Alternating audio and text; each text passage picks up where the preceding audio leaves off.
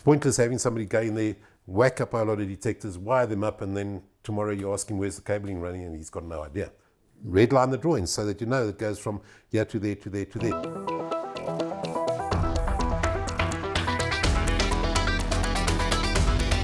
Welcome back to Talking Fire. We've been focusing on documentation and the requirements of documentation. We are now going to focus on the installation certificate and what is actually required in installations, what to avoid, what is a necessity, and what can go wrong that can hold the installer liable. And that's the biggest thing, is liability. So I'm going to pass over to Clive, who's got a lot more experience in terms of installation. But Clive, I think we need to touch on things like earthing of panels, following of screens, and all that kind of stuff. And also potentially, people running, if you're running in cable trays, can you run next to a 33 kV cable? No, you can't.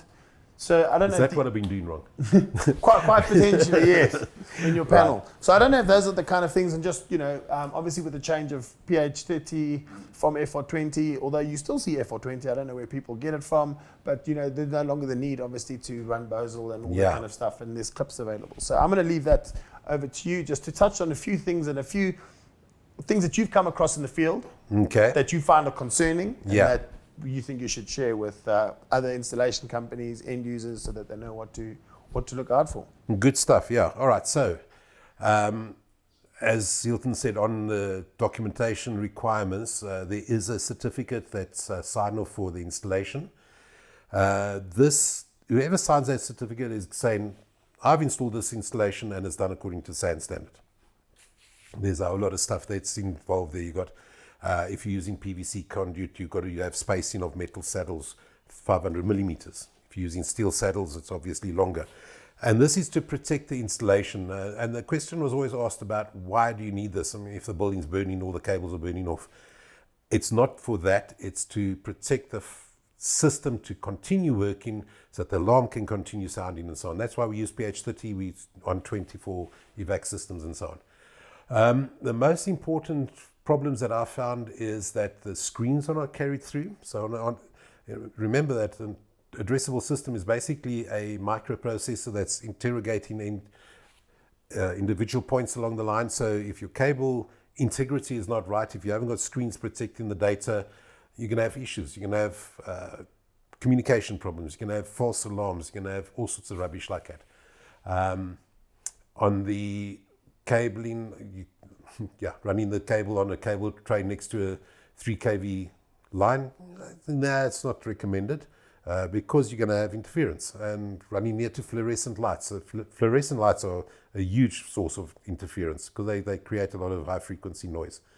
So you've got to be aware where your cables are running. The installer at the end of the day has to give the commissioner and ultimately the handover documentation as-built drawings. So it's pointless having somebody go in there, whack up a lot of detectors, wire them up, and then tomorrow you ask him where's the cabling running, and he's got no idea. Redline the drawings so that you know it goes from here to there to there to there, so that maintenance in the future, any changes to the system is easy enough to follow through. That's ultimately what we're going to be looking at.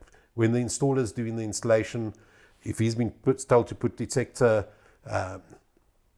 detector in the kitchen and he's made a cock up and he's putting it in the bathroom, that you've got to be aware of those things. So the installer is actually quite, even though they normally sort of the first rung on the ladder, their job is reasonably important. They've got to know what they're doing, and they've got to be able to read a drawing and install via the drawing and install via the detection. And follow the design. And follow the design, yeah. That's it. So that is very critical. Okay. Yeah. I think we get, from what I can recall, there's a lot of interference and a lot of earthing problems that people occur when, all you need to do is find a solid earth and carry your screen through. It's cutting corners doesn't always solve the problem, or cut costs. It generally costs you more money. So Afrikaans are good saying with that. Goedkoop is dierkoop. Buy cheap and you're going to have trouble. So you got to, and also the other thing that Hilton spoke about is the cable. Your cable is very important. It is specified in the standard that you use PH30, and that's for a reason. We done tests long ago at the FDIA. We had a test facility and we tested the difference between PH30, FR20, and so on. And FR20 lasts for like a minute and a half in a fire condition, whereas PH30 lasts for more than half an hour. And that is what you want the cable to do. Yeah. To keep the system up and running. Otherwise, yeah, make sure that the guys have got the right tools, make sure that they do a decent installation, and not only does it look better, it's easier to do fault finding at the end of the day.